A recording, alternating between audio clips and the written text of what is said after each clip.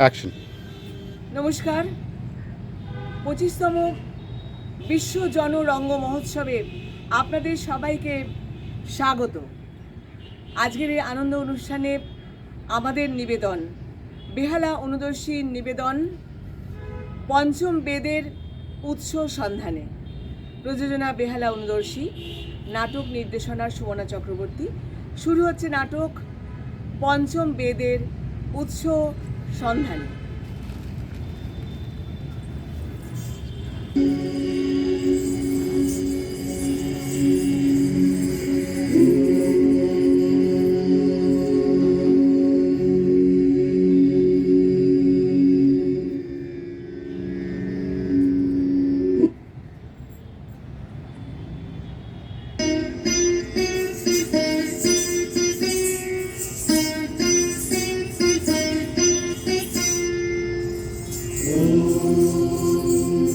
सर्वे भवन्तु सुखिनः, सर्वे सन्तु निरामयाः, सर्वे भद्राणि पश्यन्तु, मा कश्चित् दुःखभाग् भवेत्।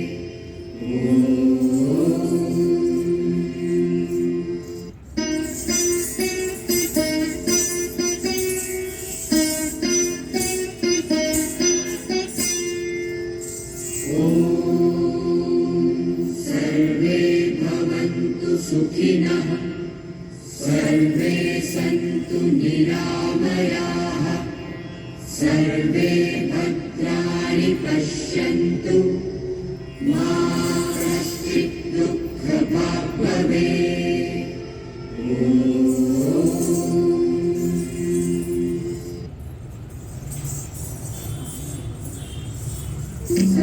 सङ्गच्छध्वं सङ्गतध्वं सङ्गो मनांसि जानतां, सङ्गच्छध्वं सङ्गतध्वं सङ्गो मनांसि जानतां, देवाभागं यथा पूर्वे सञ्जानानाम् उपासते, सङ्गच्छध्वं सङ्गतध्वं सङ्गो मनांसि जानतां, समानो मन्त्रः समेति समानि।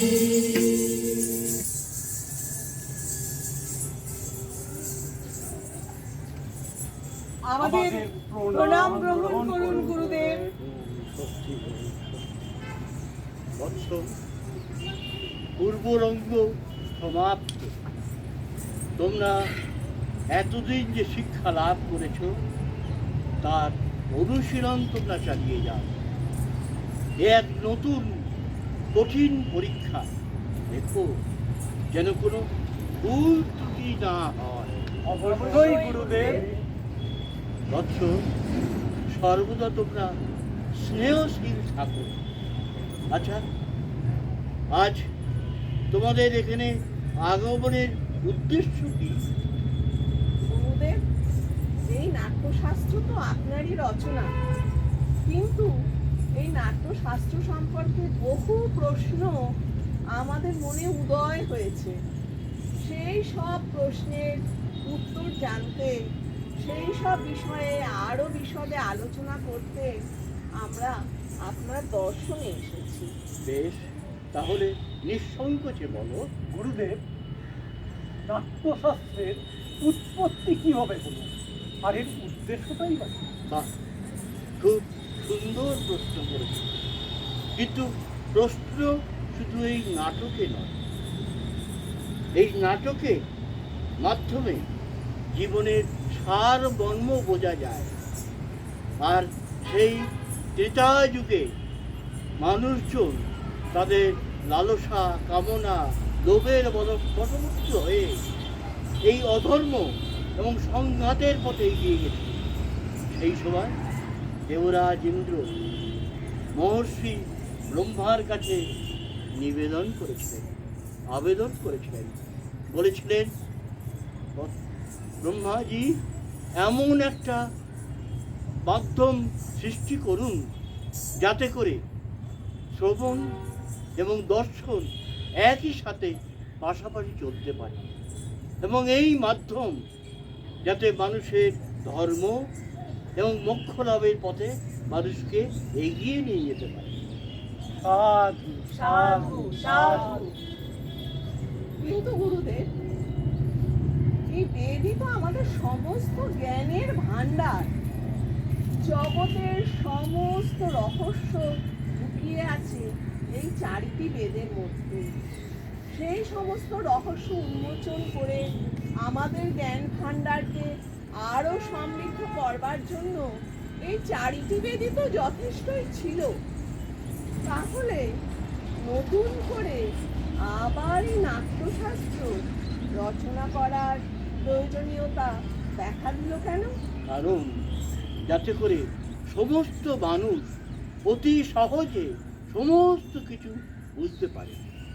তাছাড়া এই নাটকের মাধ্যমে যাতে সমস্ত জনসাধারণকে ধর্মের পথে নিয়ে যাবার শিক্ষাও দেওয়া যায়, সেই জন্যে এই উদ্দেশ্যেই ব্রহ্মা এই 4টি বেদকে একত্রিত করে এই নাট্য বেদ করার সিদ্ধান্ত গ্রহণ করেছে। সাধু সাধু সাধু সাধু। গুরুদেব, তত্ত্ব এর মানে কি? তোমরা যে নাটক দেখো তাতে যে কথা শুনতে পাও, এই কথা বা ভাষা ওই ঋগ্বেদ থেকে নেওয়া হয়েছে। আর তোমরা যে গান শোনো সেই গান সামবেদ থেকে নেওয়া হয়েছে।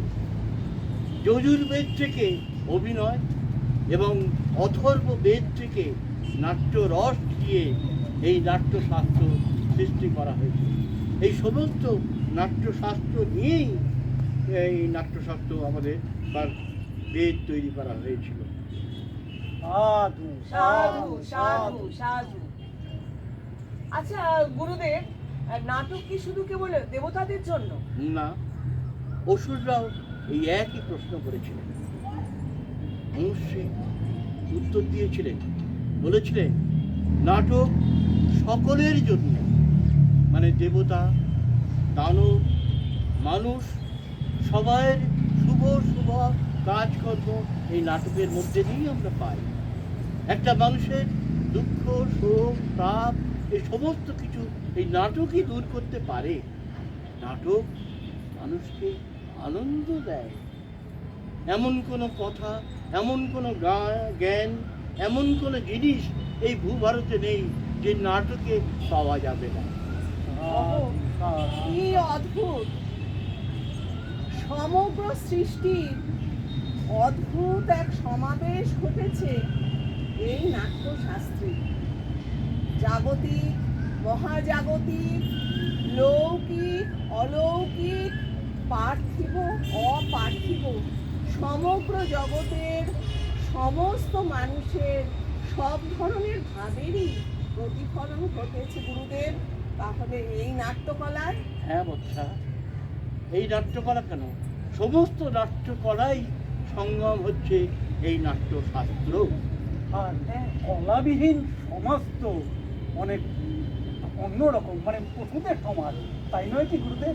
এই আশা করেই তো আমি সমস্ত লেখক, শিল্পী, কলাকুশলীদের উপযুক্ত সম্মান এবং মর্যাদা দিয়ে এই আমাদের এই নাট্য শাস্ত্রকে আমি বলি নাট্য পঞ্চম বেদ। পঞ্চম বেদ? পঞ্চম বেদ। হ্যাঁ, পঞ্চম বেদ। আর সমস্ত বেদের এই জিনিসটা, জ্ঞানটাই হচ্ছে সমাহিত। হ্যাঁ। বৎস, যারা নাটক করছেন তারা সবাই তৈরি হয়েছেন। চলো আমরা নাটকের আনন্দ উপভোগ করি। তথাস্তু গুরুদেব। গুরুদেব,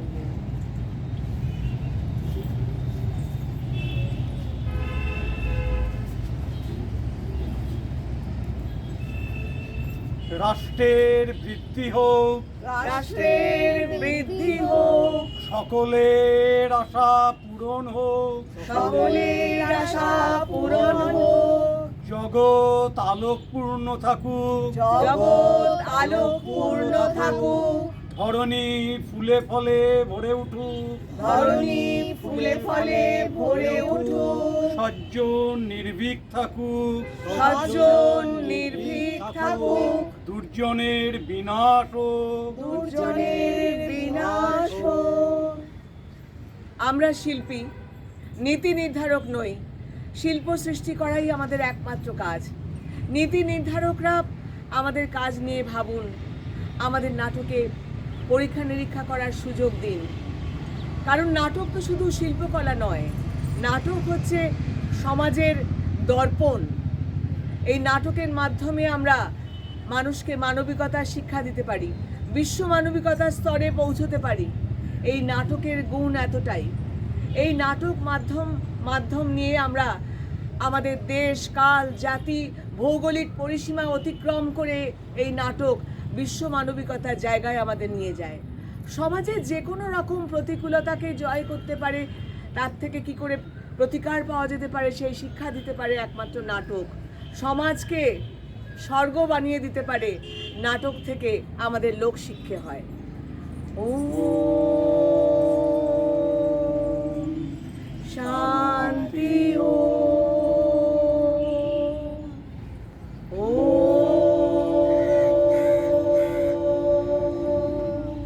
শান্তি, ও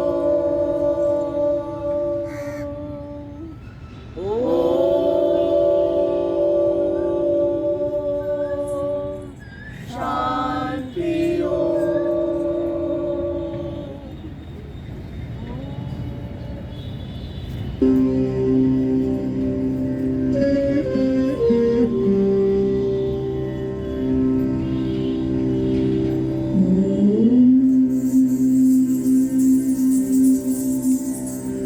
असतो मा सद्गमय तमसो मा ज्योतिर्गमय मृत्युर्मामृतं गमय असतो मा सद्गमय तमसो मा ज्योतिर्गमय मृत्युर्मामृतं गमय असतो मा सद्गमय तमसो मा ज्योतिर्गमय मृत्युर्मामृतं गमय असतो मा सद्गमय तमसो मा ज्योतिर्गमय